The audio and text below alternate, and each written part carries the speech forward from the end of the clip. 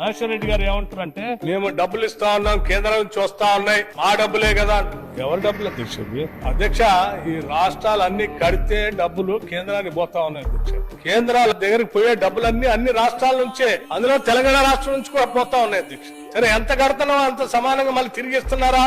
ఇవ్వట్లేదు అధ్యక్ష. ఇది అధ్యక్ష, ఈ రాష్ట్రం నుంచి ₹1 కడితే మనకు వచ్చేది కేవలం 30 పైసలు మాత్రమే.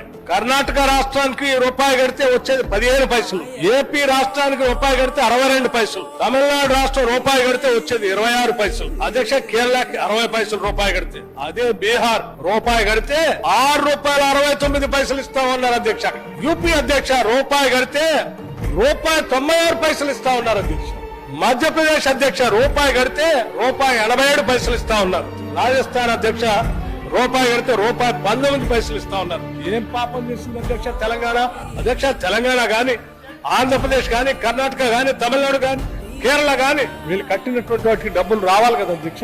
మేము డబ్బులు కడతా ఉంటే మీరు డబ్బులు తీసుకొని పోతా ఉంటే అవి అక్కడెక్కడ ఇచ్చుకుంటూ ఇంకా మళ్ళీ ఈ తెలంగాణ మీద స్వారీ చేయడం కోసం మీరు ప్రయత్నం చేస్తూ ఉంటారు. ఇదెక్కడ న్యాయం అధ్యక్ష?